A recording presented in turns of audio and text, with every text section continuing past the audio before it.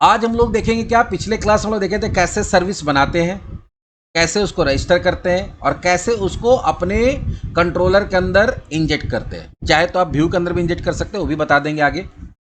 अब बात है कि इंजेक्ट कर कितने तरह से चलते। यहाँ पे इंजेक्ट करने का 3 तरीका है। पहला होता है कंस्ट्रक्टर इंजेक्शन, जो सबसे एफिशिएंट सबसे रिलायबल माना जाता है। लेकिन 2 और तरीका है जिससे आप किसी भी ऑब्जेक्ट को अपने रिसोर्स के अंदर इंजेक्ट कर सकते हैं, चाहे रिसोर्स कंट्रोलर है, चाहे रिसोर्स तुम्हारा व्यू है या कोई दूसरा सर्विस है। तीनों तरीका देखेंगे।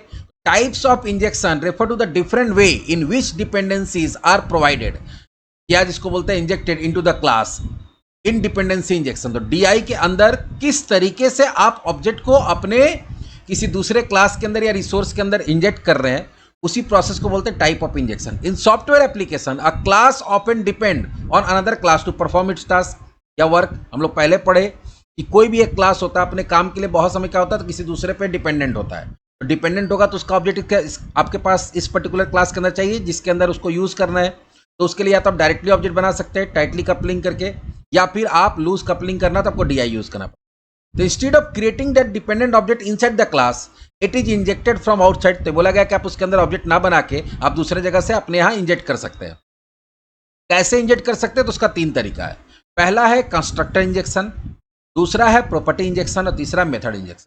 पिछला अगर प्रोजेक्ट देखा जाए उसके अंदर हम लोग क्या किए थे, कंस्ट्रक्टर इंजेक्शन ही किए थे। अगर फिर से हम वो प्रोजेक्ट को ओपन करते हैं और ये डीआई डेमो था।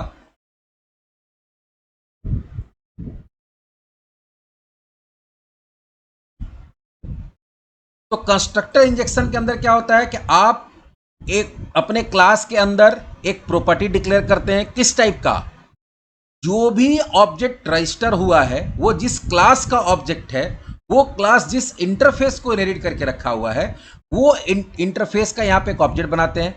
उसके बाद आप कंस्ट्रक्टर बनाते हैं और उस कंस्ट्रक्टर के अंदर उस इंटरफेस टाइप का एक रेफरेंस टाइप वेरिएबल बनाते हैं। तो होगा क्या कि जब भी इस क्लास का ऑब्जेक्ट बनेगा तो ये जाएगा डीआई के पास, डीआई कंटेनर के पास, और वहां जाके बोलेगा भैया देखो तो कोई ऐसा क्लास है जो इस पर्टिकुलर इंटरफेस को इनहेरिट करके रखा हुआ है और रजिस्टर्ड है डीआई कंटेनर के अंदर। तो बोला हाँ है, तो उसका रेफरेंस दो। उसका रेफरेंस लेके यहाँ पे कॉपी करेगा और उसको फिर लाके कहाँ कॉपी कर देगा, इसके अंदर। और ये क्योंकि क्लास स्कोप में है तो ये पूरे क्लास में कहीं पे भी फिर इसको यूज कर सकते हैं, जैसे हम लोग यहाँ पे यूज किए। ये हो गया कंस्ट्रक्टर इंजेक्शन। कंस्ट्रक्टर इंजेक्शन कैसे करते हैं, तो आपको एक प्रॉपर्टी बनाना होगा इंटरफेस टाइप का, फिर कंस्ट्रक्टर के अंदर इंटरफेस टाइप का एक पैरामीटर पास करना होगा जो कि तुम्हारा ऑब्जेक्ट का रेफरेंस रिसीव करेगा और उसको आके तुम्हारा इस प्रॉपर्टी के अंदर क्या करेगा, कॉपी कर देगा। तो ये सबसे कॉमन टाइप है, सबसे रिलायबल टाइप है और सबसे ज्यादा यूज होने वाला ये टाइप है। तो यहां देखो लिखा हुआ constructor injection is a type of injection in which dependencies are provided to class through its constructor. यहां डिपेंडेंसी किसके थ्रू होता है, कंस्ट्रक्टर के थ्रू होता है। The dependency become mandatory for the class. जब कंस्ट्रक्टर के थ्रू करते हैं तो हमारा मैंडेटरी हो जाता है। क्यों, क्योंकि यहां पे ये बना हुआ है तो ये हम पूरे क्लास में कहीं पे भी इसको यूज कर सकते हैं।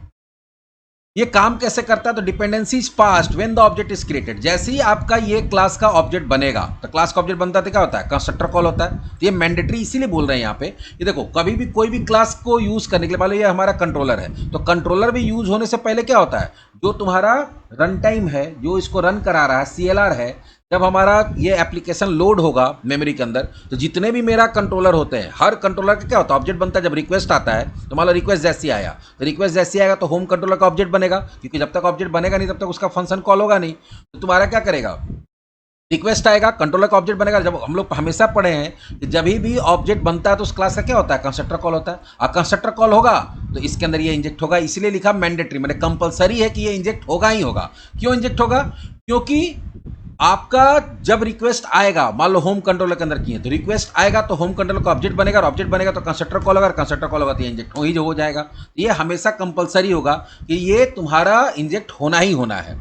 अगर अगर अगर आपका कोई भी कंट्रोलर यूज हो रहा है, उसके लिए रिक्वेस्ट आ रहा है, तो उसके अंदर ये इंजेक्ट होगा ही होगा। फिर से रिपीट कर रहे, क्यों इंजेक्ट होगा, क्योंकि जब भी रिक्वेस्ट आएगा तो कंट्रोलर क्लास का ऑब्जेक्ट बनेगा, और किसी भी क्लास का ऑब्जेक्ट बनता है तो उसका कंस्ट्रक्टर कॉल होता है, और हम लोग यहाँ कंस्ट्रक्टर में इंजेक्ट करके रखें। दैट मीन्स कि अगर आपका ऑब्जेक्ट बनेगा होम कंट्रोलर का तो ये इंजेक्ट होगा ही होगा। इसलिए यहां पे लिखा हुआ ये मैंडेटरी होता है। Object can not exist without the dependency. जो मेरा अगर इस तरह से हमारा बना हुआ अगर कंस्ट्रक्टर है, तो अगर तुम्हारा कंट्रोलर का ऑब्जेक्ट बन रहा है या कोई भी क्लास का ऑब्जेक्ट बन रहा है, जिस जो भी ऑब्जेक्ट तुम्हारे यहाँ पे तो कंट्रोलर है, तुम नॉर्मल एप्लीकेशन बना रहे हो, नॉर्मल क्लास है, तो अगर तुम्हारा क्लास का ऑब्जेक्ट है तो कंस्ट्रक्टर कॉल हुआ होगा, और कंस्ट्रक्टर कॉल होगा तो वो बिना इंजेक्शन का हो ही नहीं सकता। Most commonly use in ASP.NET core, और अगर ASP.NET कोर यूज करें तो इसमें सबसे ज्यादा कौन यूज होता है, कंस्ट्रक्टर इंजेक्शन ही यूज होता है। तो यहाँ पे ये फायदा हुआ कि अगर आपका ऑब्जेक्ट बन रहा है तो उसका कंस्ट्रक्टर कॉल होगा, कंस्ट्रक्टर कॉल होगा तो इसका मतलब उसके अंदर वो इंजेक्ट होगा। क्यों? क्योंकि आप कंस्ट्रक्टर को थोड़ा इंजेक्ट करके रखे हैं। एडवांटेज क्या है? डिपेंडेंसी इज ऑलवेज अवेलेबल, क्योंकि ऑब्जेक्ट है, ऑब्जेक्ट बनेगा क्यों? तो क्योंकि आपको क्लास को यूज करना है, उसका ऑब्जेक्ट को यूज करना है, तो ऑब्जेक्ट बना होगा तो उसके अंदर ही हमेशा तुम्हारा डिपेंडेंसी होगा ही होगा। नो नल रेफरेंस प्रॉब्लम, यहाँ पे कभी भी नल रेफरेंस वाला प्रॉब्लम नहीं होगा। नल रेफरेंस कब बोलते हैं?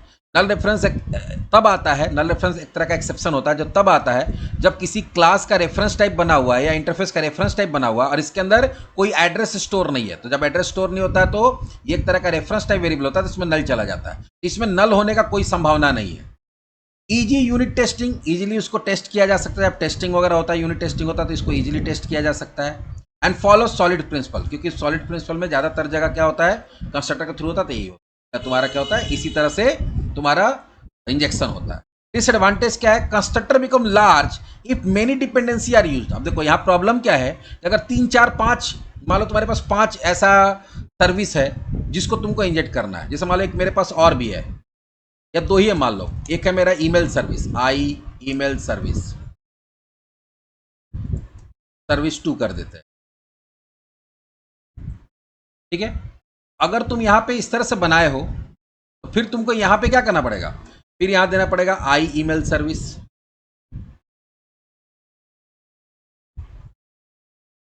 ये मेरा बना हुआ नहीं इसलिए एरर आ रहा है, हम सिर्फ समझाने के लिए बता।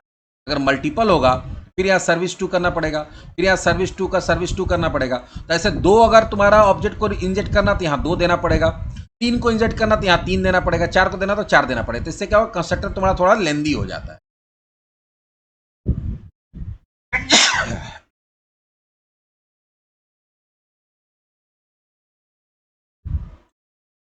ये कंस्ट्रक्टर का एक बहुत बड़ा ड्रॉबैक है कि अगर नंबर ऑफ ऑब्जेक्ट बहुत ज्यादा है जिसको इंजेक्ट करना है तो फिर यहाँ पे number of reference type variable बहुत सारा बनाना पड़ेगा और फिर अंदर जाके सबको इनिशियलाइज करना पड़ेगा।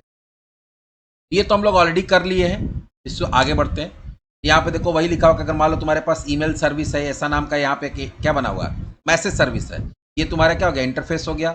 ये तुम्हारा उसका क्या हो गया, इंप्लीमेंटेशन क्लास हो गया। तो आप यहाँ पे क्या करें, आई मैसेज सर्विस का इंटरफेस का ऑब्जेक्ट बना रहे हैं, फिर यहाँ पे कंस्ट्रक्टर के अंदर उसका रेफरेंस टाइप बना के उसको रिसीव करके और यहाँ वाले में प्रॉपर्टी के अंदर इनिशियलाइज कर रहे हैं, बाद में इसको कॉल कर रहे हैं। हम लोग को जो नया सीखना है यहाँ पे, क्या सीखना, प्रॉपर्टी इंजेक्शन और मेथड इंजेक्शन। प्रॉपर्टी इंजेक्शन किसको बोलते हैं, तो आप बिना कंस्ट्रक्टर का यूज किए हुए भी आप प्रॉपर्टी के अंदर उसको इंजेक्ट कर सकते हैं। कैसे कर सकते हैं बताएंगे। Property injection is a type of injection in which dependency is provided through the public property of a class. ये ध्यान रखना कि आपका जो प्रॉपर्टी होगा वो पब्लिक होना चाहिए, ठीक है। और प्रॉपर्टी के थ्रू भी डायरेक्टली हम लोग उसको रिसीव कर सकते हैं। दिखाएंगे कैसे कर सकते हैं। This the dependency is optional, लेकिन ये ऑप्शनल है, हर जगह यूज होता नहीं है, हर लोग यूज करता नहीं है। यूजफुल फॉर ऑप्शनल डिपेंडेंसी, इसको उसके लिए यूज करते हैं जो ऐसा कोई डिपेंडेंसी है जो ऑप्शनल है, मतलब उसका आपका अंदर यूज हो भी सकता है, नहीं भी हो सकता। आप इंडेक्स करके रख लिए हैं, मन होगा तो करेंगे, नहीं भी होगा तो नहीं करेंगे। मान लो कोई ऐसा है जो कोई फालतू टाइप का सर्विस है, लेकिन आप चाहते हैं कि चलो अवेलेबल करा देते हैं, जरूरत पड़ेगा तो यूज करेंगे, नहीं तो नहीं करेंगे। कंपलसरी वाला हमेशा वहां रखते हैं, कंस्ट्रक्टर के थ्रू करते हैं। जो ऑप्शनल डिपेंडेंसी है कि आपको करा के रखते हैं, मन करे तो यूज करें तो नहीं करेंगे।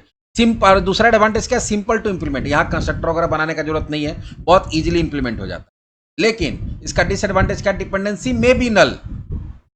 कभी कभी क्या होता है इसमें कि डिपेंडेंसी नहीं हो पाता है तो वो नल हो सकता है। नो गारंटी प्रॉपर्टी सेट, यहाँ क्लियर लिख दिया है, क्योंकि देखो वहां पे था कि अगर आपका ऑब्जेक्ट बन रहा है, रिक्वेस्ट आएगा तो कंट्रोलर का ऑब्जेक्ट बनेगा, ऑब्जेक्ट बनेगा तो कंस्ट्रक्टर कॉल होगा, कंस्ट्रक्टर कॉल होगा तो इंजेक्ट हो ही जाएगा। लेकिन यहाँ पे क्या है, यहाँ पे कोई गारंटी नहीं कि वो इंजेक्ट होगा या नहीं होगा, इसीलिए इसका यूज क्या बोले, ना के बराबर होता है। हार्ड टू टेस्ट, उसको टेस्ट करने में भी दिक्कत होता है, इसीलिए क्या लिखा हुआ, not recommended in ASP.NET core. Option दिया गया लेकिन ये रिकमेंडेड नहीं है कि आप इसको यूज करिए। लेकिन अगर यूज करना ही है तो कैसे करेंगे, चलो देखते हैं कैसे करेंगे। अभी हम लोग इसको क्या करते हैं, कमेंट में डाल देते हैं कंस्ट्रक्टर इंजेक्शन, मतलब क्या बोल रहे हो? हम्म।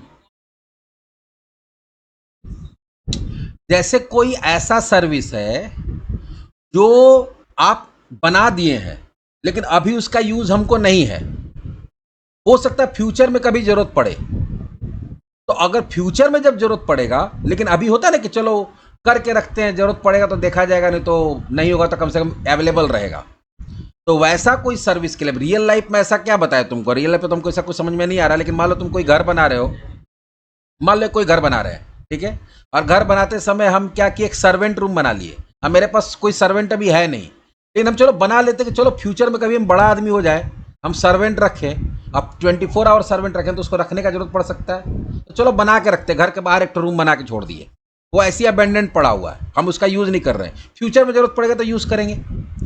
तो वो क्या होता है कि अभी हम मेरा जरूरत नहीं है, कंपलसरी नहीं है, तो वो इंजेक्ट हो रहा है नहीं हो रहा है, उसमें नल है, अभी तुमको यूज़ करना ही नहीं, तो चलो करके छोड़ देते हैं। तो उसके लिए क्या करना पड़ता है, वैसे डिपेंडेंसी के लिए हम लोग क्या करते हैं, पब्लिक, उसके बाद क्या करना होगा, यहाँ पे जो तुम्हारा इंटरफेस है वही नाम देना होगा, आई कैलकुलेशन सर्विस फिलहाल, और यहाँ सर्विस, और इसका गेट सेट, क्योंकि पब्लिक प्रॉपर्टी तो गेट सेट होगा, लेकिन ये इंजेक्ट तभी होगा क्योंकि तो नॉर्मल प्रॉपर्टी की तरह है।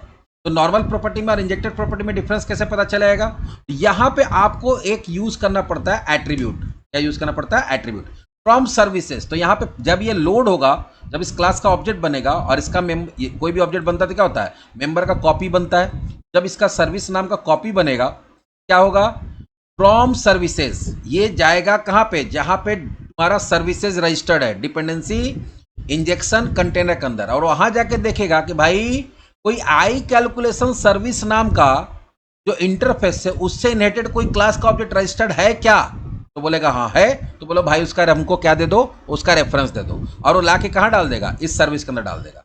तो जो काम हम लोग पहले कंस्ट्रक्टर के थ्रू करते थे, वो काम डायरेक्टली हम लोग प्रॉपर्टी के थ्रू भी कर लेंगे। अभी देखो यहाँ पे जो एरर आ रहा था अब नहीं आ रहा, वो सर्विस अवेलेबल हो गया, काम भी करेगा, देखो ये काम भी करेगा।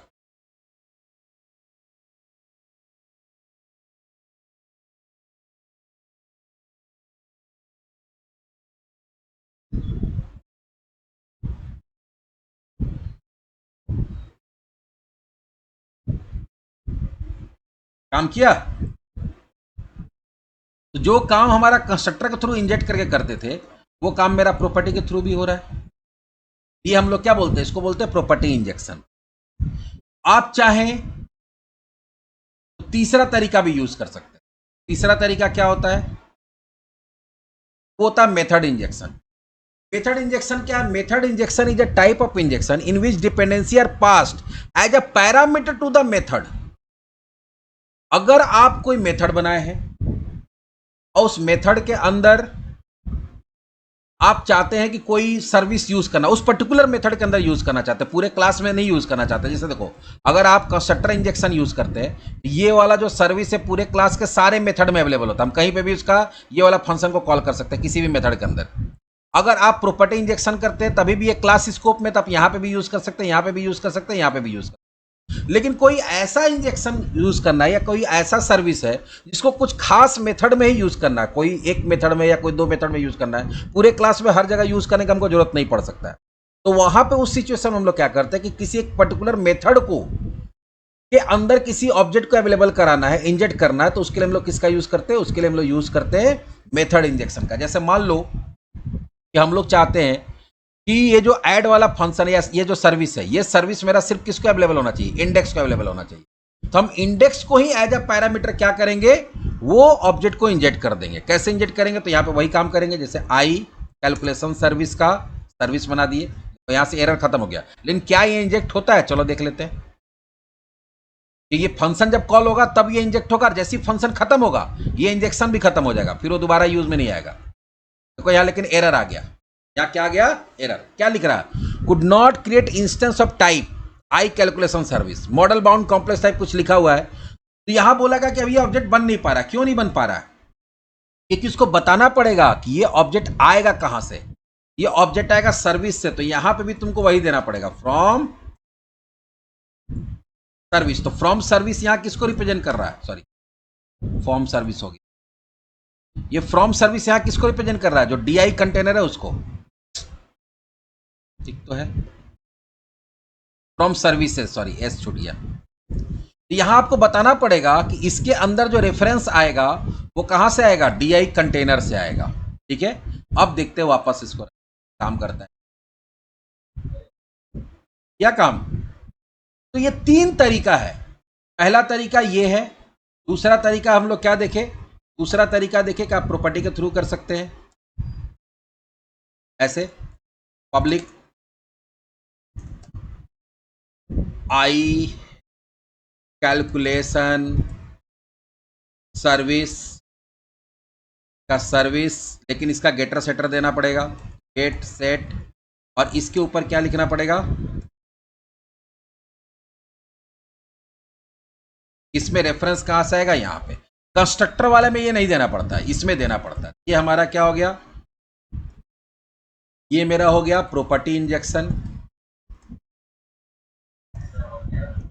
ऊपर वाला जो था मेरा हो गया कंस्ट्रक्टर इंजेक्शन।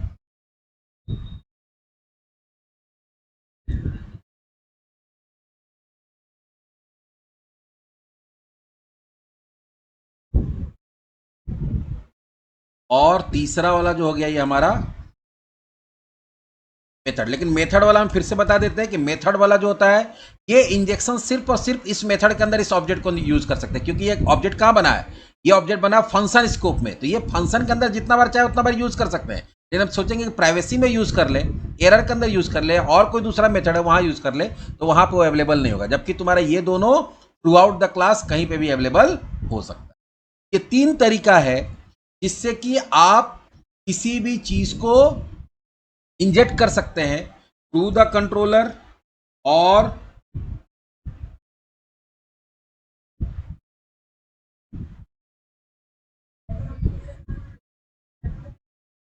क्या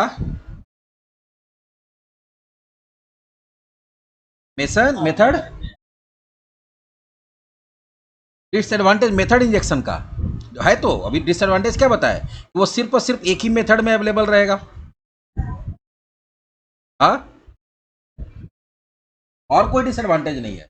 वो हो गया लोकल स्कोप के लिए हुआ बस, वो सिर्फ लोकल स्कोप के लिए हुआ। यहाँ तो देखो लिखा हुआ है not visible at class level, वो क्लास लेवल पे अवेलेबल नहीं रहेगा।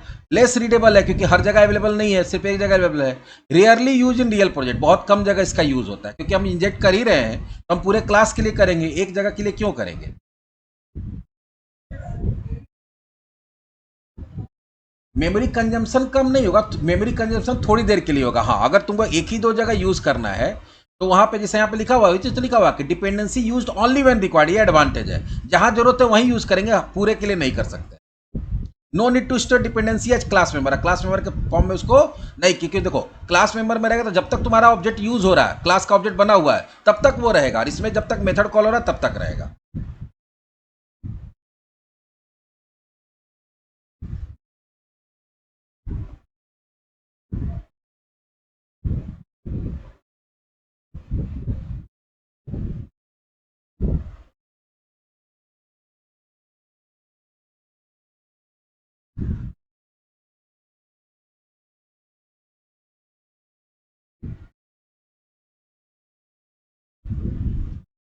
ये हो गया किस किस टाइप से हम लोग इंजेक्ट कर सकते हैं। तो तीनों तरीका बता दिए, लेकिन अब जो बताने जा रहे हैं ये बहुत इंपॉर्टेंट है कि ठीक है, इंजेक्ट किस तरीका से कर सकते हैं? तो कंस्ट्रक्टर के थ्रू कर सकते हैं।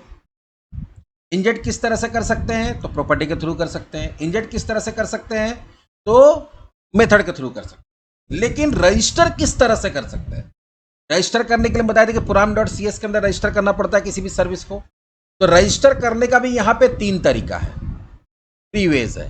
When you register a service you must decide how long that service instance should live.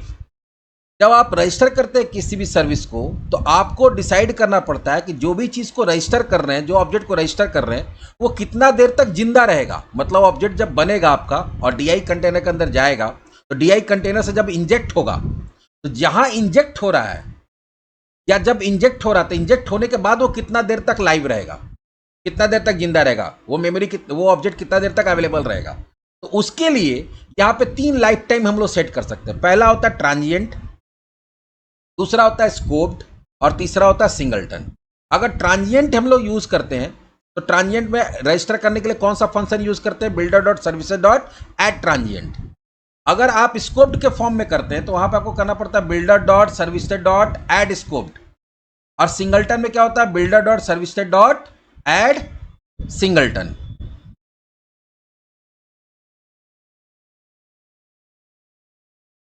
तो यहां पे क्या होगा, चलो देखते हैं। सबसे पहले देखते हैं ट्रांजिएंट किसको बोलते हैं। तो ट्रांजिएंट में क्या होता है, अ new instance is created every time it is requested. जब भी उस पर्टिकुलर ऑब्जेक्ट का जरूरत पड़ेगा तब तब नया नया इंस्टेंस क्रिएट होगा। इसको समझाएंगे कैसे होता है। ये पहले क्या होता है, लाइट वेट होता है। लाइट वेट का मतलब क्या होगा, स्टेटलेट सर्विस हो गया। एक बार रिक्वेस्ट किए, मान लो कि कोई एक रिसोर्स को, सपोज यहां पे मान लो कि ये कंट्रोलर को हम रिक्वेस्ट किए, और यहां पे ये मान लो कि कंस्ट्रक्टर इंजेक्शन ही किया हो गया। ये जैसी रिक्वेस्ट इस पर्टिकुलर होम कंट्रोलर के लिए आएगा, ये इंजेक्ट हुआ, ठीक है।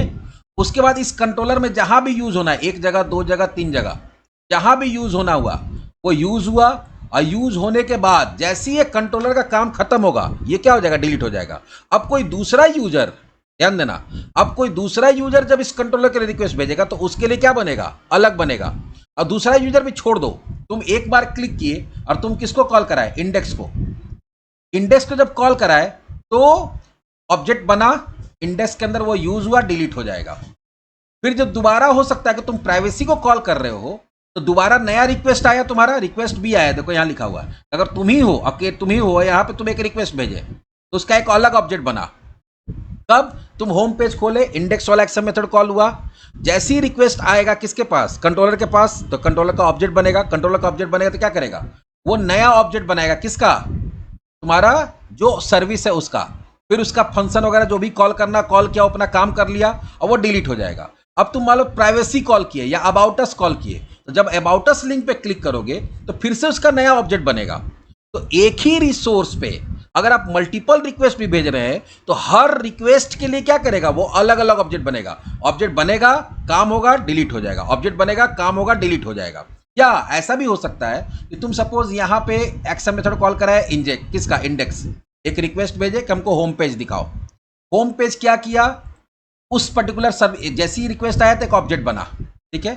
ऑब्जेक्ट जब बना तो तुम यहां पे सर्विस को यूज किया और अपना व्यू को भेज दिए। अब हो सकता है कि यहां पे व्यू है, ये किसका व्यू है, ये व्यू है तुम्हारा इंडेक्स का। ये इंडेक्स भी क्या कर रहा है, उसको यहां इंजेक्ट कर रहा है, ध्यान दो, इंजेक्ट, और आई क्या था, कैलकुलेशन सर्विस।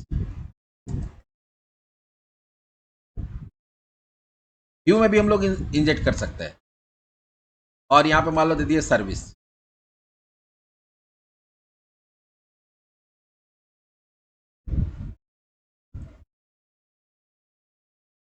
आया। तो जैसे ही हम लोग इसको इंजेक्ट करेंगे यहां पे, तब देखो एक ऑब्जेक्ट यहां पे बनेगा जब यहां पे हम लोग यूज कर रहे हैं, और जब यहां से इसको फॉरवर्ड किया, वही रिक्वेस्ट है, सेम रिक्वेस्ट है, तुम भेजे कि हमको होम पेज दिखाओ, तो होम पेज दिखाने के लिए पहले कौन कॉल हुआ, पहले कॉल हुआ इंडेक्स। तो यहां अलग ऑब्जेक्ट यूज होगा कंट्रोलर के अंदर, और जब किसको भेजेगा, जब इसको भेजेगा तो ये एक नया ऑब्जेक्ट बना लेगा, क्योंकि अभी देखो आउटपुट गया नहीं है, रिस्पॉन्स गया नहीं है, लेकिन एक ही रिक्वेस्ट में अगर उसको दो जगह जरूरत पड़ रहा है तो दोनों जगह वो क्या कर रहा है, दोनों जगह अलग अलग ऑब्जेक्ट बना ले रहा है, ठीक है। कंट्रोलर के अंदर क्या किया, अलग ऑब्जेक्ट बना लिया, और यहां पे क्या किया, अलग ऑब्जेक्ट बना लिया, और उसके बाद यहां से रिस्पॉन्स जा रहा है। एक ही रिक्वेस्ट साइकिल में तुम्हारा दो रिसोर्स कॉल हो रहा है, एक एक्शन मेथड और एक व्यू, और दोनों जगह अगर बनाया गया है, अगर मान लो कि कंट्रोलर कॉल हुआ तो कंट्रोलर अपना अलग बना लिया, और व्यू क्या करेगा, अपना अलग बना लेगा। और फिर जब व्यू का काम खत्म हो, कंट्रोलर काम खत्म हो तो कंट्रोलर अपना डिलीट कर देगा, व्यू का काम खत्म होगा तो व्यू अपना डिलीट कर देगा। तो ये होता है तुम्हारा कौन सा, ट्रांजिएंट। ट्रांजिएंट में क्या हुआ, अच्छा दूसरा यूजर है, वो कोई दूसरा रिक्वेस्ट भेजा, तो हर यूजर का जितना रिक्वेस्ट आएगा, हर रिक्वेस्ट के लिए अलग अलग ऑब्जेक्ट बनेगा। तो यहां लिखा हुआ वही का, new instance is created every time each is requested. जब भी उसका जरूरत पड़ेगा नया ऑब्जेक्ट बनेगा। ये लाइट वेट स्टेटलेट सर्विस होता है। एग्जाम्पल जैसे डिस्पोजेबल कैमरा, बहुत सारा ऐसा होता है ना जहां पे आपको कोई वेबसाइट पे आप अपने को रजिस्टर कर रहे हैं और आपको लाइव फोटो क्या करना होता है, लाइव फोटो आपको कैप्चर करना होता है। तो जैसे ही वो सर्विस को खोले तो मान लो कोई कैमरा खोलने के लिए कोई सर्विस बना कर रखे हैं, वो कैमरा को खोला, फोटो कैप्चर हुआ, जैसे ही फोटो कैप्चर हुआ वो कैमरा बंद हो जाता है। फिर मान लो तुम्हारा फोटो सही नहीं आया, हिल गया या थोड़ा अंधेरा आ गया या चेहरा इधर उधर घूम गया, तो तुम जब दोबारा रिक्वेस्ट करते हो कि नहीं दोबारा कैमरा खोलो, तो दोबारा जब कैमरा खोलने के लिए रिक्वेस्ट भेजोगे तो फिर से वो कैमरा खोलने वाला सर्विस का फिर से नया ऑब्जेक्ट बन जाएगा। तो एक ही सर्विस को भी तुम अगर मल्टीपल टाइम कॉल करो तब मल्टीपल ऑब्जेक्ट बनेगा। ठीक है, तो यही लिए यहां पे बताया गया, you see it once at specific task and if you need to another you get a brand new one. तो बोला गया कि जैसे ही आप उसके लिए रिक्वेस्ट करते हैं एक नया बनता है, वो काम हुआ और काम होने के बाद वो डिलीट हो गया। अगर तुम वही चीज को दोबारा करोगे तो फिर ऑब्जेक्ट दोबारा बन जाएगा। और अगर आपको ट्रांजिएंट के थ्रू ऐड करना होता है तो क्या करना पड़ता है, builder dot service dot add transient, यहाँ पे इंटरफेस का नाम और यहाँ क्लास का नाम, ये हो गया ट्रांजिएंट। ट्रांजिएंट से थोड़ा और ज्यादा अच्छा होता है बोल सकते हैं, जैसे यहाँ पे लिखा होगा ट्रांजिएंट में एक और एग्जांपल दिया कि कहाँ कहाँ इसका यूज कर सकते हैं।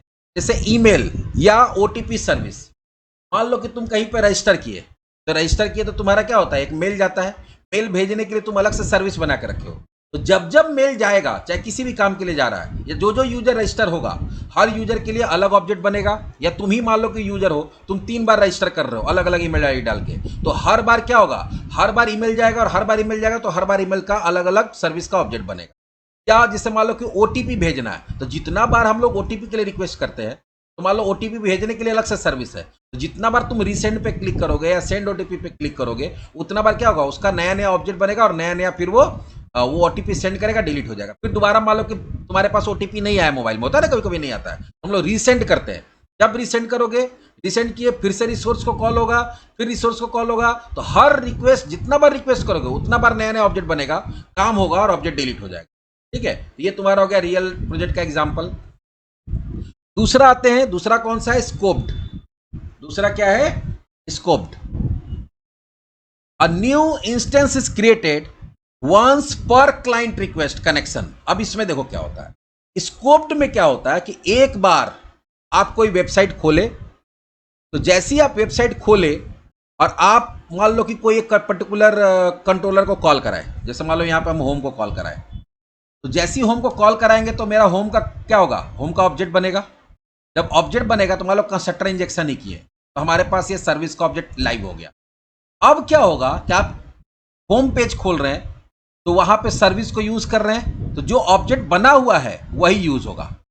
उसके बाद मान लो तुम प्राइवेसी खोल रहे हो और यहां पे भी तुम मान लो कि किसको यूज कर रहे हो, सर्विस को यूज कर रहे हो। तो ऐसा नहीं है कि यहां पे कॉल हुआ और कॉल होते के साथ वो डिलीट हो गया। अभी इसको हटा देते हैं यहां से, क्योंकि यहां पे एरर आएगा, चलो रहने देते हैं अभी, समझ। तो ऐसा नहीं कि यहां पे कॉल हुआ और डिलीट हो गया, डिलीट नहीं हुआ, वो बना हुआ रहेगा। कब तक, जब तक कि आपका सेशन चल रहा है। अभी आप वेबसाइट बंद नहीं किए हैं, आप वेबसाइट खोले, पहला बार जब ये आपको ऑब्जेक्ट मिल गया तो वही ऑब्जेक्ट अब आपके लिए यूज होते रहेगा। यहां पे क्लिक करेंगे, मान लो कि प्राइवेसी लिंक पे क्लिक किया तो यहां पे भी कॉल हो गया, एरर पे क्लिक किया तो यहां पे भी कॉल हो गया। और अगर मान लो कि तुम यहां पे अभी क्या बोले थे कि अगर मान लो तुम्हारा इंडेक्स को कॉल किया तो यहां पे यूज किया, और अगर यहां पे भी तुम इंजेक्ट कर रहे हो तो यहां पे नया ऑब्जेक्ट नहीं बनेगा। वो क्या करेगा, यहां पे जो ऑब्जेक्ट बना हुआ है उसी ऑब्जेक्ट का एड्रेस किसको दे देगा, इसको देगा, बोलेगा भाई तुम्हारे लिए तो बना हुआ है, लो ना तुम उसी को यूज कर लो, अलग से क्यों मेमोरी बनेगा, क्योंकि ऑब्जेक्ट ऑलरेडी अवेलेबल है। तो स्कोप्ड का मतलब क्या बोला कि new instance is created once per client request.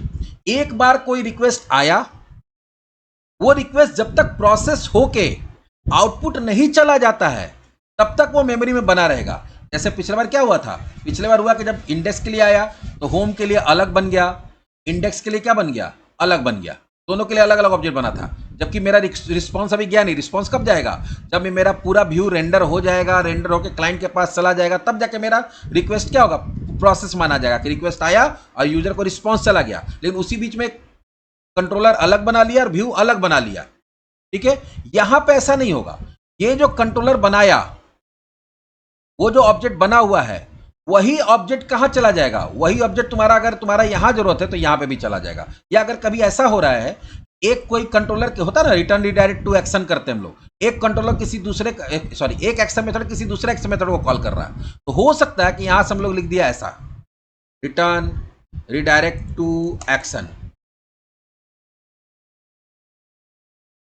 और यहां दे दिए प्राइवेसी।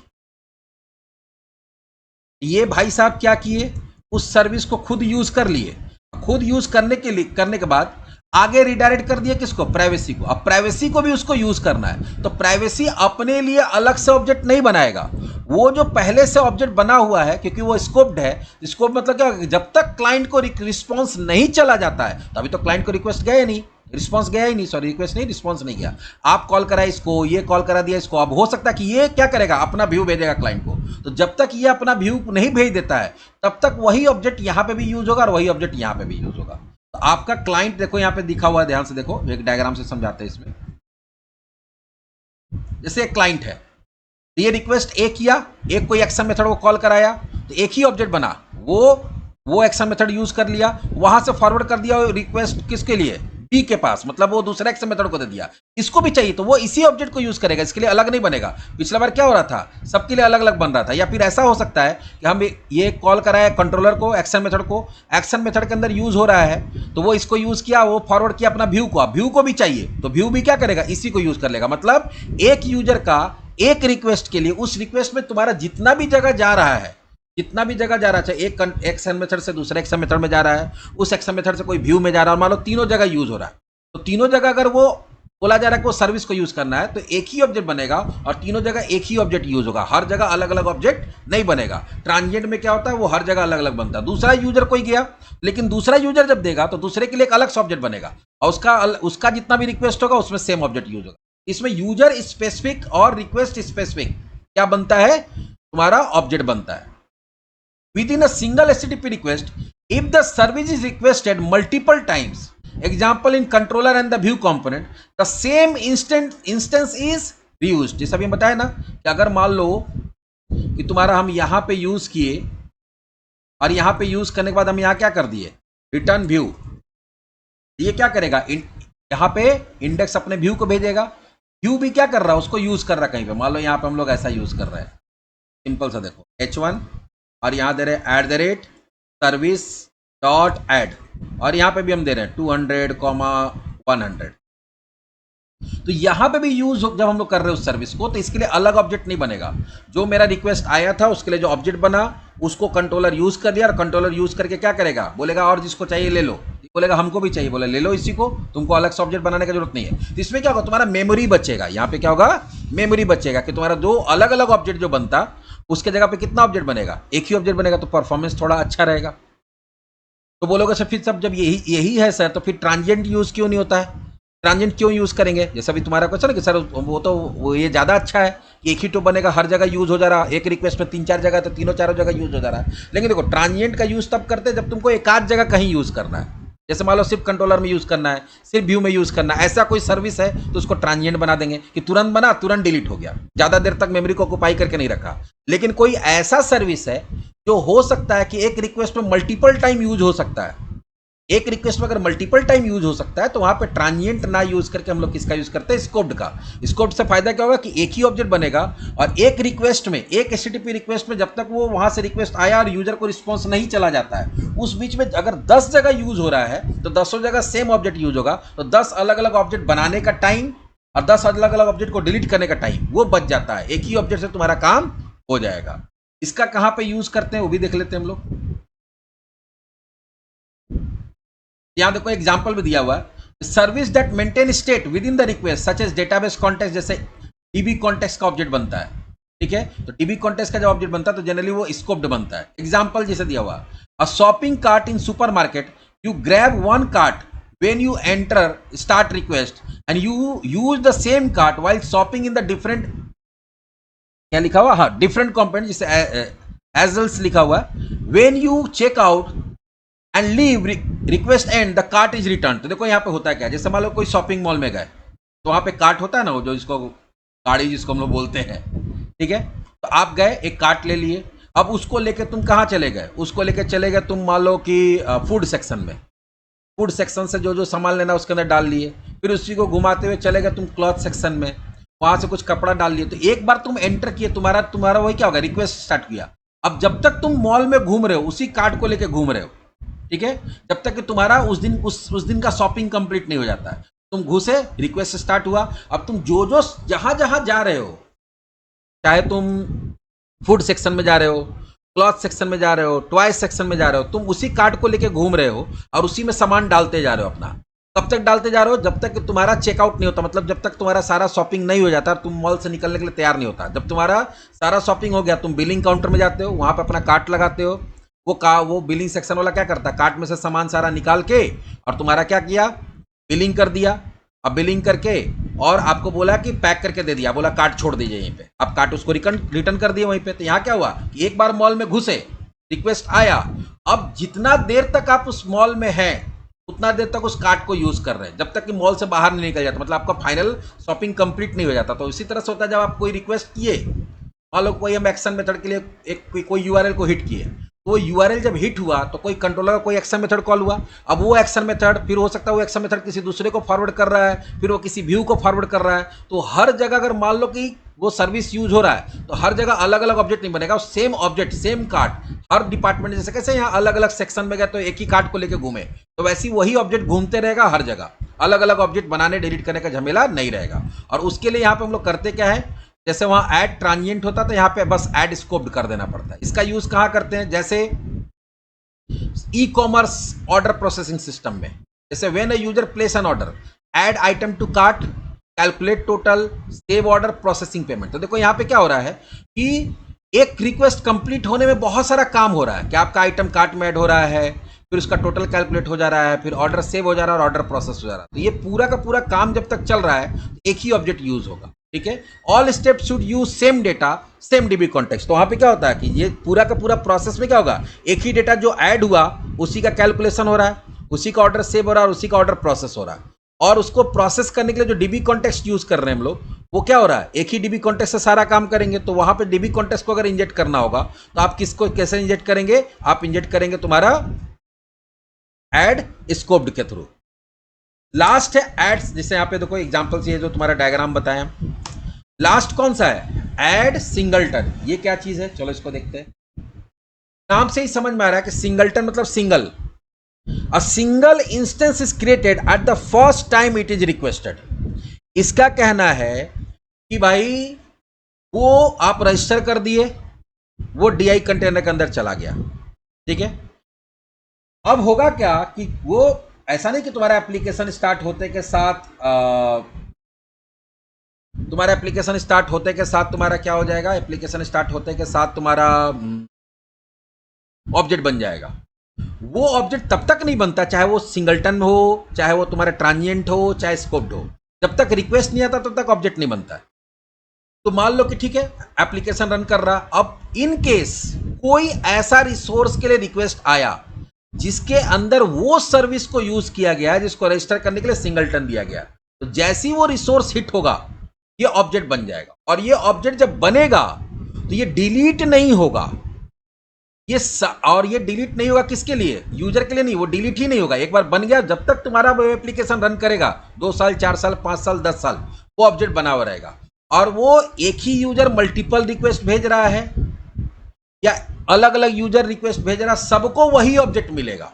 सेम ऑब्जेक्ट क्या होगा, सबको मिलेगा, अलग अलग ऑब्जेक्ट क्रिएट नहीं होगा। जैसे यहाँ डायग्राम से देखो क्या है, यहाँ पे एक ही ऑब्जेक्ट बना, यूजर 1 जो है वो एक रिक्वेस्ट भेज रहा, 2 भेज रहा, 3 भेज रहा, और हर रिक्वेस्ट के अंदर अगर उस ऑब्जेक्ट का जरूरत है तो वही ऑब्जेक्ट यूज होगा। दूसरा यूजर को भी अगर वो रिक्वेस्ट भेज रहा है, वो अलग अलग रिक्वेस्ट भेज रहा है और उसमें अगर उस सर्विस का जरूरत है, तो एक ही ऑब्जेक्ट बनेगा जो सबको बार बार उसी का कॉपी मिलते रहेगा, वही उसी का रेफरेंस मिलते रहेगा, बार बार ऑब्जेक्ट नहीं बनेगा।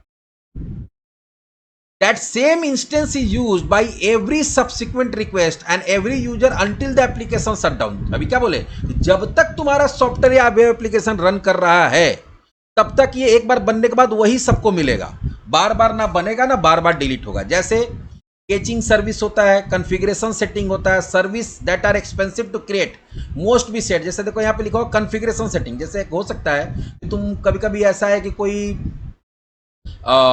ऐसा सर्विस बना के रखे हो जहां पे कनेक्शन स्ट्रिंग का जरूरत पड़ेगा तो कनेक्शन स्ट्रिंग वो प्रोवाइड करेगा कॉन्फ़िगरेशन फाइल से रीड कर। कहीं पे कोई ऐसा सर्विस है जहां पे कोई टेम्पोररी स्टोरेज आप बना के रखना चाहते हैं, या कोई ऐसा है जिसको बनाने में और डिलीट करने में काफी टाइम लग सकता है, होता है ना, कोई कोई बहुत हैवी सर्विस है, ठीक है। एक्सपेंसिव का मतलब यहाँ पैसा लगने का बात नहीं है, एक्सपेंसिव का मतलब है जिसको सर्विस बनने में, ठीक है, लोड होने में बहुत टाइम लगेगा, तो उसको बार बार डिलीट करना और बार बार बनाना बहुत मुश्किल है। कोई बहुत हैवी है, बहुत हैवी साइज का तुम्हारा क्या है कोई सर्विस है, तो उसको सिंगलटन में ऐड कर दिया जाता है। जैसे example the bank vault there is only one vault for entire bank. एक एग्जांपल दिया रियल लाइफ में कि जो बैंक का वॉल्ट होता है, जिसको हम लोग क्या बोलते हैं हिंदी में, तिजोरी बोलते हैं, तो एक बैंक के अंदर एक ही तिजोरी होता है। अब वो पैसा डाल रहा है, कोई निकाल रहा है, जो भी काम हो रहा है वो एक ही वॉल्ट में हो रहा है। ठीक है, मान लो कैशियर पैसा निकाल रहा है या बैंक मैनेजर उसमें से जाकर पैसा निकाल रहा है, या बैंक जब बंद हो रहा है तो उसमें जाकर पैसा जमा स्टोर रखा जा रहा है, भैया बैंक बंद करना, जो चलो कैश बचा उसमें डाल दो, फिर कल आएगा, फिर कल पैसा निकालना होगा किसी को तो उसी में से जाकर निकालेगा, किसी को डालना होगा तो उसी में से डालेगा। तो वॉल्ट एक ही है और वो तब तक रहेगा जब तक बैंक है। जब तक बैंक रन कर रहा है, 2 साल 10 साल 20 साल 50 साल, वही वॉल्ट में पैसा डाला जा रहा है, उसी से निकाला जा रहा है, एक ही वॉल्ट है, इसको सब यूज कर।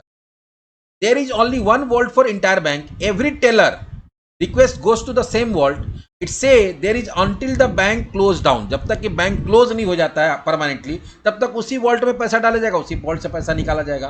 और इसके लिए किसका यूज किया जाता है? ऐड सिंगलटन का। उसको रजिस्टर करने के लिए किसका यूज होता है? Add singleton. तो 3 फंक्शन है।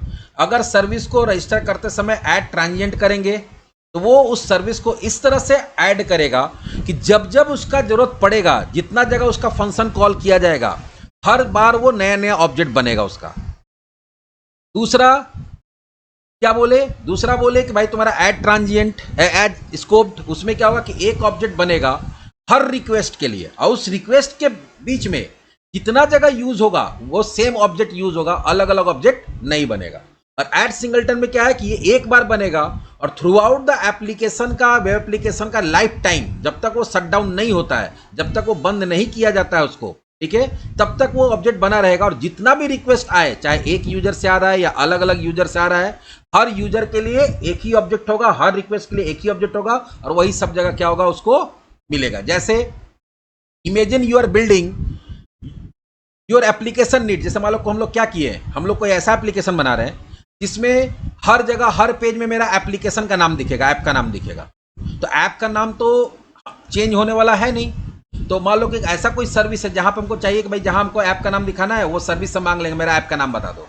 एक बार जो ऐप का नाम सेट कर दिया, थ्रू आउट द एप्लीकेशन वही नाम चलेगा। पेमेंट गेटवे का की है या कोई JWT है या कोई API का की है, तो API का की एक बार जो डाल दिया गया तो API की तो चेंज होता नहीं है। एक बार मान लो कहीं का कोई API का की हम रजिस्टर कर ले, हमको API की मिल गया, API यूज करने के लिए एक तरह से पासवर्ड होता है की का, ठीक है, तो वो तो वही रहेगा ना जब तक हम उस API को यूज करेंगे, चाहे 2 साल यूज करें 5 साल यूज करें, की तो वही रहेगा। तो वो अगर कोई प्रोवाइड कर रहा कोई ऐसा सर्विस है तो सिंगलटन रहेगा। या कोई API का URL है, उसको हम कहीं पे स्टोर करके रखे और वो हमको प्रोवाइड कर रहा है, जब भी हमको चाहिए वो API का URL दे देगा, ऐसा कोई सर्विस बना के रखे, तो वहां पे भी क्या होगा, वहां पे भी वही काम होगा कि भाई उसको एक बार बना दिए, सिंगलटन में ऐड कर दिए, वही ऑब्जेक्ट है। जो भी यूजर आ रहा है बोला भाई हमको ऐप नेम दो, या जो रिक्वेस्ट आ रहा है हमको ऐप नेम दो, वही निकाल के दे दे रहा है उसी ऑब्जेक्ट में से। पेमेंट गेटवे का की दो, हमको पेमेंट करना है, पेमेंट वाला पेज खोलना है, तो वहां से की दे देगा।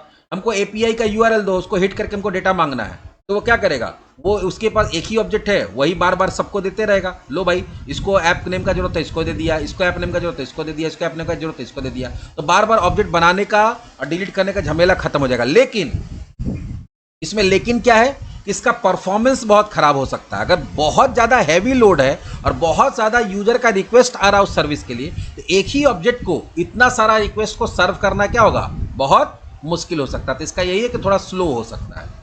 ये मोटा मोटी जो बेसिक जो भी होता है डिपेंडेंसी इंजेक्शन क्या होता है, उसके बाद उसको ASP.NET में इंप्लीमेंट करने के लिए कैसे उसका हम लोग इंटरफेस बनाते हैं, कैसे क्लास बनाते हैं, वो देख लिए। उसके बाद हम लोग क्या देखे, कैसे उसको रजिस्टर करते हैं। रजिस्टर करने के लिए तीनों चीज़ देख लिए कि इसको ट्रांजिएंट में क्या होता है, स्कोप्ड में क्या होता है, और सिंगलटन में क्या होता है। और उसको इंजेक्ट करने के लिए कंस्ट्रक्टर इंजेक्शन, प्रॉपर्टी इंजेक्शन और मेथड इंजेक्शन, ये भी हम लोग देख लिए।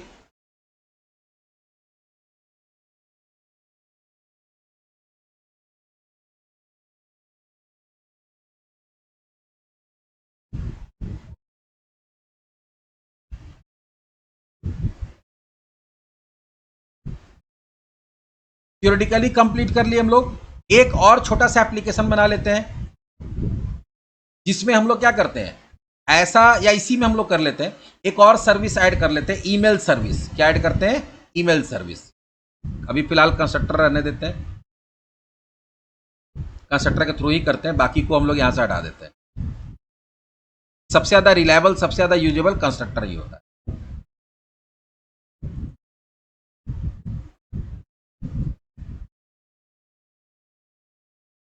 अब मान लो कि तुमको होता है ना बहुत समय कि हर बार काम करते हैं, मान लो कोई ऐसा भी एप्लीकेशन है जिसमें अलग अलग तरह का ट्रांजेक्शन हो रहा है। जब भी ट्रांजेक्शन हो रहा है तो मान लो कि हम कोई कस्टमर ऐड कर रहे हैं तो कस्टमर को ईमेल चला जाना चाहिए। कोई कस्टमर ऑर्डर प्लेस कर रहा है तो उसको ईमेल चला जाना चाहिए।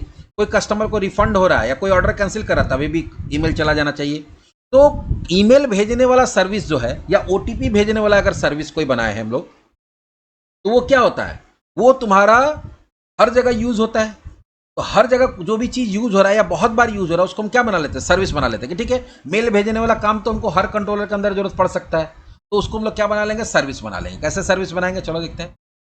यहाँ सर्विस में आए, ऐड, पहले क्या होगा, इंटरफेस ऐड होगा। यहां से इंटरफेस ले लिए और यहां नाम देंगे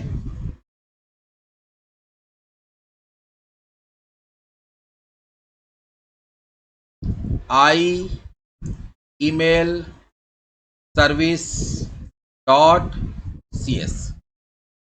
अब इसके अंदर हम लोग वो मेथड बना देंगे जिसको ओवरराइड करेगा क्लास आपका। तो यहां क्या करेंगे, पब्लिक बुलियन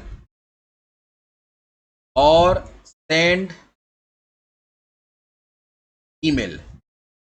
और ये क्या क्या लेके आएगा, किसको भेजना है, सब्जेक्ट और मैसेज का बॉडी, मतलब जो भी मैसेज भेजना है। एक हम लोग इंटरफेस बनाए जो बताया कि भैया एक इंटरफेस हुआ, एक मॉडल बना लिया कि कोई भी क्लास अगर इसको इनहेरिट करता है तो उसको ये वाला मेथड को ओवरराइड करना ही पड़ेगा। अब वो काम कैसे करेगा, मेल कैसे भेजेगा, उसका टेंशन है, लेकिन वो अगर कोई भी ऐसा क्लास है जो इसको इनहेरिट करेगा उसके अंदर ये फंक्शन होना चाहिए। तो चलो एक क्लास बनाते हैं हम लोग जहां पे इसको इंप्लीमेंट करेंगे।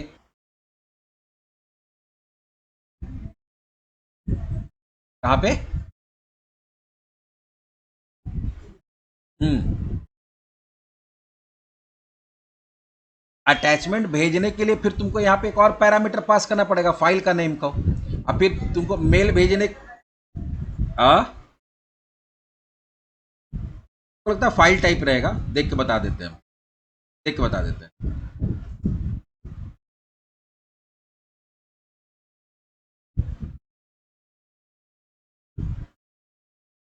वो जो फ्रॉम फाइल टाइप होता है वो होना चाहिए मेरे।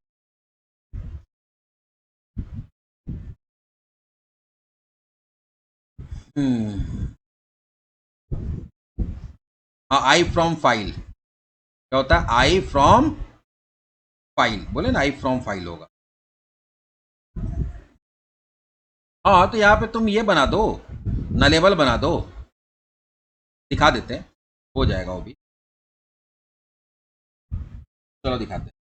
यहाँ पे तुम क्या कर सकते हो, अगर तुम वो भी चाहते हो, तुम्हारा कहना है कि हम अटैचमेंट भेजना चाहते हो, यहाँ करो I from file, I from file का यहाँ पे फाइल बना दिया, यहाँ पे क्वेश्चन मार्क दे देंगे, क्या हो जाएगा, नलेबल हो गया। मतलब आप इसको पास कर भी सकते हैं, नहीं भी कर सकते, या फिर यहाँ पे हम लोग ऐसा भी डाल सकते हैं, नल बना सकते हैं, यहाँ पे ऑप्शनल हो गया ये, ठीक है। अब इसको ओवरराइड कहाँ करेगा, ये तो ओवरराइड करना होगा क्लास के अंदर, राइट क्लिक, ऐड, और एक क्लास बना लेंगे, सॉरी ईमेल सेंडर डॉट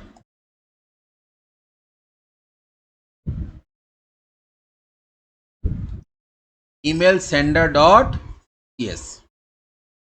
अब ये इनहेरिट करेगा किसको, आई ईमेल सर्विस को।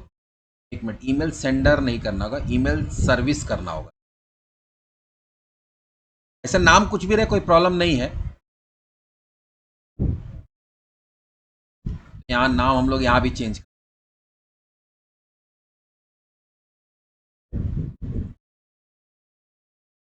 चेंज हो गया ऑटोमेटिक, यहाँ नहीं, यहाँ पे name I email service.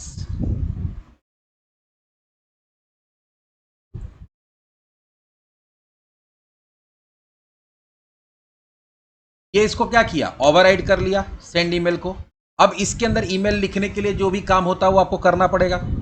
Email लिखने के लिए हम लोग देखो कोड क्या लिखे थे, अगर याद होगा तो हम लोग थोड़ा सा ओपन कर लेते हैं उसको।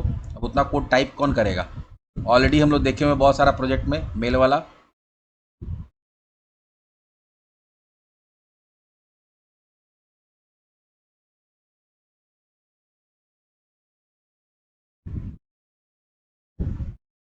आइडेंटिटी वाला में हम लोग बनाए थे ना।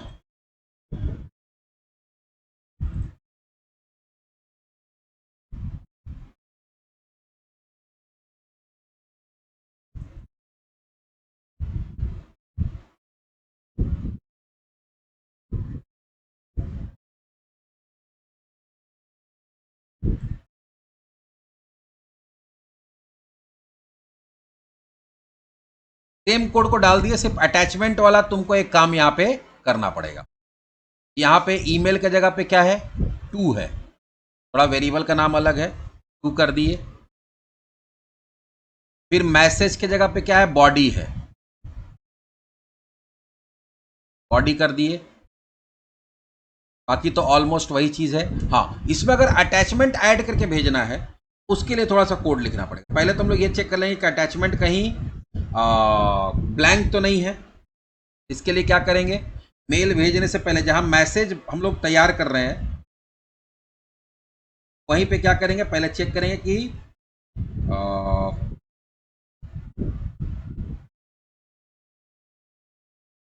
के लिए पहले एक और काम करना पड़ता है।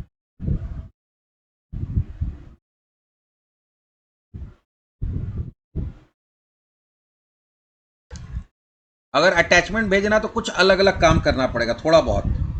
तो ऊपर में तो मैसेज टू सब्जेक्ट तो वो तो होगा ही क्या वहां तक। मेल वाला जो है यहाँ पे तुमको थोड़ा सा चेंज, मेल बॉडी जो बनता है ये थोड़ा अलग ढंग से बनाना पड़ेगा। यहाँ पे तुमको लिखना पड़ेगा var builder equals to new body builder. Body builder मतलब क्या होता है, यहाँ पे हमारा जो मैसेज का बॉडी बनेगा वो, इसके अंदर हम लोग पहले देंगे जो तुम्हारा बॉडी है, बॉडी दे दिए। मेल का बॉडी क्या हो गया, जो बॉडी था वो हो गया text body equals to text body equals to, ठीक है।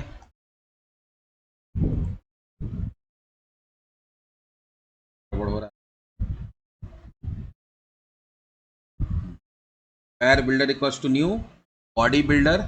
बॉडी बिल्डर उसको मिल नहीं रहा है, बॉडी बिल्डर कहाँ मिलेगा। एक देखो यहाँ पे क्या होता है, पैकेज होता है MIME किट नाम का, उसको इंस्टॉल करना पड़ेगा तब जाके तुमको बॉडी बिल्डर मिलेगा। यहाँ पे हम लोग इसको क्या करते हैं, तो इंस्टॉल कर लेते हैं। यहाँ जाके install, find and install latest version. Attachment भेजने के लिए ये करना पड़ेगा, अटैचमेंट नहीं भेजना रहता तो कोई दिक्कत नहीं था।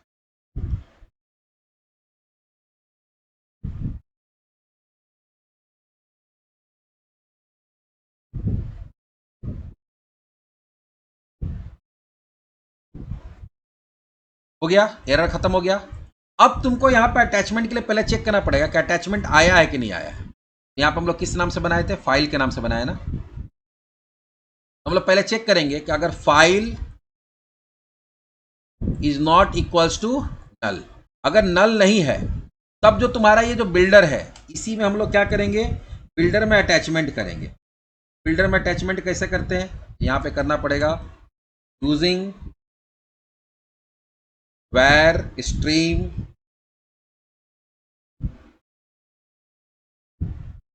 इक्वल्स टू, क्योंकि फाइल को रीड करना तो इसके लिए स्ट्रीम यूज करना पड़ेगा। स्ट्रीम इक्वल्स टू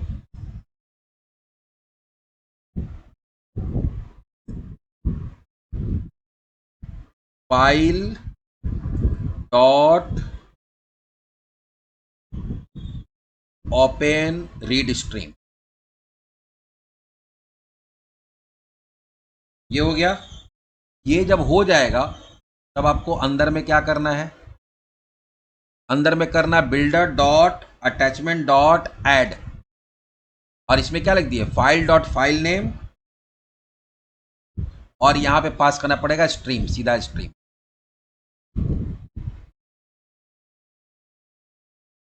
एरर यहां पे क्वेश्चन मार्क होगा। देखो अभी हुआ क्या कि जब तो अब तुम अगर अटैचमेंट करके भेजना चाहते हो तो यहाँ पे देखो डिफरेंस क्या हुआ, वहां सीधा सीधी बॉडी लिख देते थे, यहाँ पे पहले क्या किए, एक अलग से बॉडी बिल्डर हमको यूज करना पड़ा जो MIME किट के अंदर मिलता है। इसके अंदर हम पहले बता दें कि भाई जो टेक्स्ट जाएगा वो तो जो बॉडी में आया वो चला गया, प्लस उसमें अटैचमेंट करना है एक फाइल को, तो पहले चेक करिए कि फाइल का नाम यहाँ नॉट इक्वल टू नल होना चाहिए। नॉट इक्वल टू नल है तो क्या होगा, जो फाइल वहां से भेजा गया है, जो फाइल वहां से भेजा गया है उसको क्या करना है, उसको पहले रीड करके स्ट्रीम में कन्वर्ट करना है, और स्ट्रीम में कन्वर्ट करने के बाद उसको बिल्डर में अटैच, मतलब जो बॉडी है बॉडी के अंदर ही उसको अटैच कर देना है, और उसका फाइल का नाम किस नाम से अटैच करना वो दे दिए, और जो उसका डेटा वो चला गया। अब इसको जो हम लोग बिल्डर को बनाए हैं इसको देना पड़ेगा किसको, इसको देना पड़ेगा तुम्हारा, इसको अटैच करना पड़ेगा फाइनली तुम्हारा मैसेज के अंदर। मैसेज हम लोग बनाए यहाँ पे, हाँ मेल मैसेज है ना, मेल मैसेज, यहाँ मेल मैसेज डॉट बॉडी देते हैं। बॉडी में हम लोग क्या दे देंगे, बिल्डर दे देंगे, builder dot to message body. बताया कि जो इंफॉर्मेशन बिल्डर में दिया हुआ है डॉट टू स्ट्रिंग करना पड़ेगा।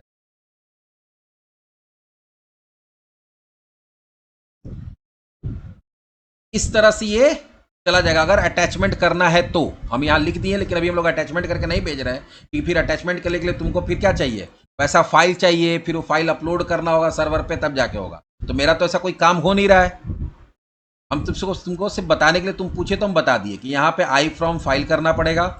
और हाँ, इन केस अगर ये क्या है, अगर वो फाइल इक्वल्स टू नल रहेगा तो ये काम ही नहीं होगा, अटैच नहीं होगा, जो सिर्फ टेक्स्ट बॉडी है वही इसके अंदर चला जाएगा। तो अगर फाइल रहेगा तो अटैच होगा, फाइल नहीं रहेगा तो अटैच नहीं होगा। लेकिन अब मान लो इसके लिए हम लोग कहाँ से लाएंगे, फाइल तो अभी हम लोग ला नहीं पाएंगे। तो इसको अगर कभी कोई अलग प्रोजेक्ट होगा तो उसमें बता देंगे कि बहुत समय ऐसा होता है कि आप पीडीएफ जनरेट करते हैं, पता है ना कि आप कोई रिसीट वगैरह कटा, वो पीडीएफ जनरेट हुआ और वो उसको मेल चला गया, तो वहाँ से फिर तुमको फाइल भेजना पड़ता है यहाँ पे। लेकिन फिलहाल अभी हम लोग नॉर्मल सिंपल तरीका से चलेंगे जो सिंपल चल रहा था। ये तुम पूछे इसलिए बता दिए कि यहाँ पे फाइल को कैसे भेजा गया। फाइल को भेजने के लिए उसको बॉडी के साथ अटैच करके तब भेजना पड़ता है।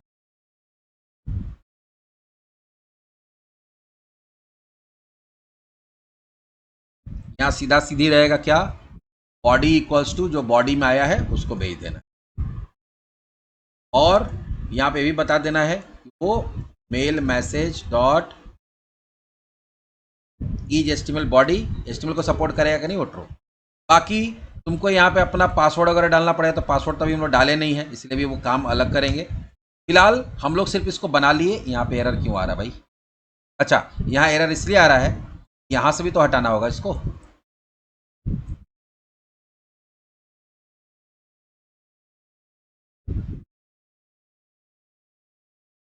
हट गया एरर, ये मेरा एक सर्विस बन गया, ऐसा सर्विस बना जो मेल भेजेगा। अगर ई सेंड ईमेल को कॉल करेंगे, ईमेल आईडी देंगे, सब्जेक्ट देंगे, बॉडी देंगे, ठीक है।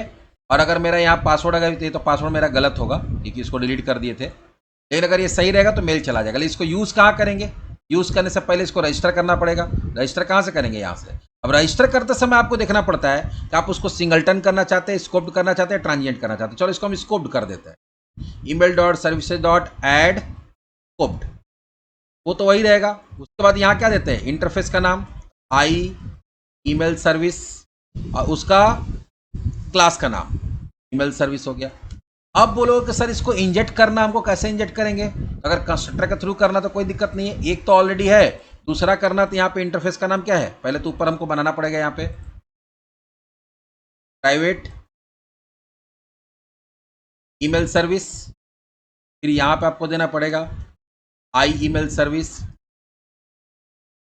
का ईमेल सर्विस, और यहाँ पे फिर क्या करना पड़ेगा, this dot email service equals to email service.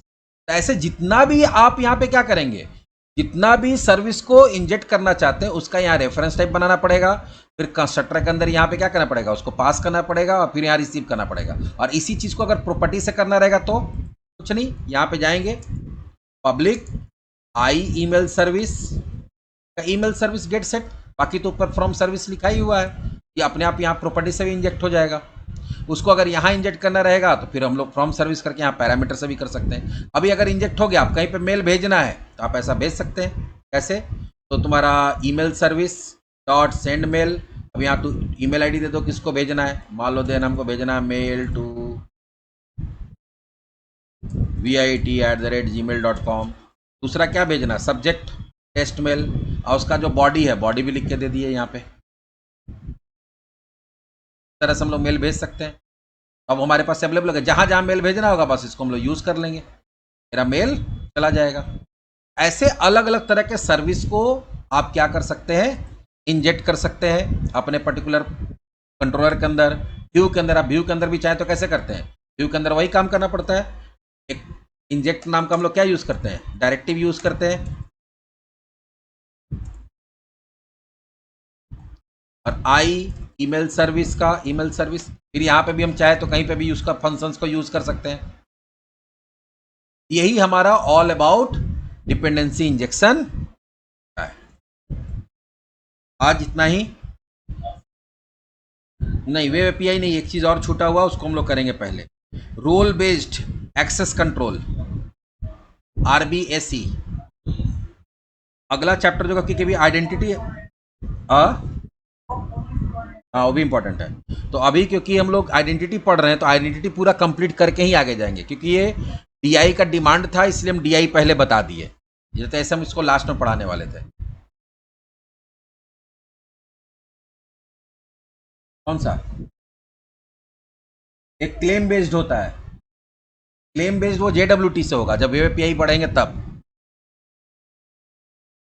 Claim based जो होता है वो जेडब्ल्यूटी के लिए होता है। ठीक है, तो वो हम लोग को जेडब्ल्यूटी, जब वेब एपीआई पढ़ लेंगे उसके बाद जेडब्ल्यूटी पढ़ेंगे, उसके बाद वो होगा।